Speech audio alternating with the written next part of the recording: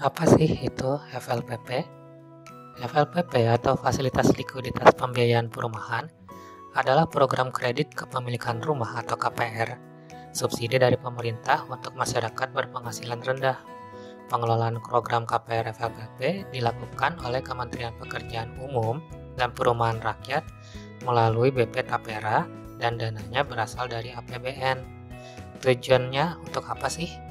Tujuannya itu untuk mengurangi kesenjangan antara jumlah rumah terbangun dengan jumlah rumah yang dibutuhkan rakyat, serta meningkatkan akses pembiayaan untuk masyarakat berpenghasilan rendah dalam memiliki rumah yang layak huni. Sebab nantinya pemerintah akan membuat standar dan peraturan serta melakukan pengawasan.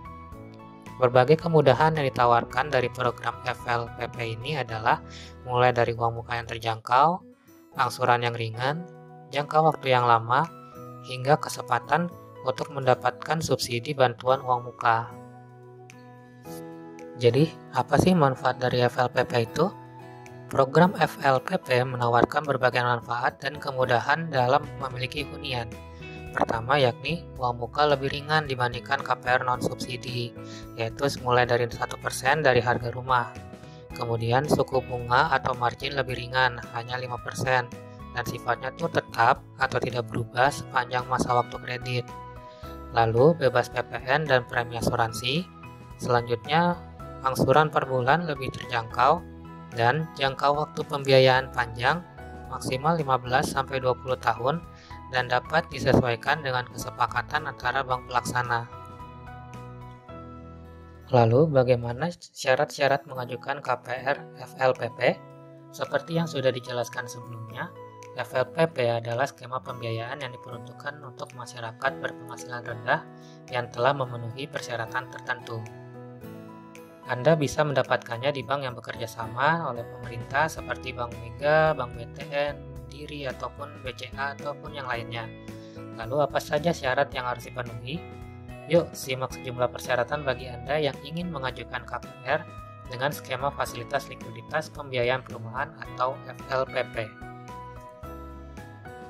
Persyaratan terkait penerima FLPP diatur oleh Peraturan Menteri PUPR Nomor 26/PRT/M/2016, yaitu 1.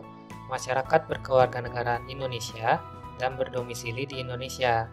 Yang kedua, berusia 21 tahun atau telah menikah. 3. Penerima maupun pasangan belum pernah memiliki rumah. Yang keempat, belum pernah menerima subsidi pemerintah berupa KPR atau bantuan pembangunan rumah swadaya sebelumnya. Yang kelima, memiliki pekerjaan tetap atau usaha dengan minimal masa 1 tahun. Keenam, memiliki penghasilan maksimal 4 juta untuk rumah tapak atau maksimal 8 juta untuk rumah susun sebagaimana dengan Kepmen PUPR nomor 552/KPTS/M/2016. Jika Anda sudah memenuhi syarat penerima KPR subsidi, selanjutnya bisa mulai menyiapkan dokumennya. Syarat dokumen tersebut bisa ditanyakan kepada bank di mana Anda mengajukan pembiayaan pemilikan rumah ataupun kepada marketing perumahan Anda sendiri. Tetapi pada umumnya syarat dokumennya antara lain 1. Formulir pengajuan pembiayaan yang sudah diisi dengan lengkap dan benar. 2. Pas foto terbaru pemohon dan pasangan. 3. Salinan tanda kependudukan atau KTP pemohon dan pasangan.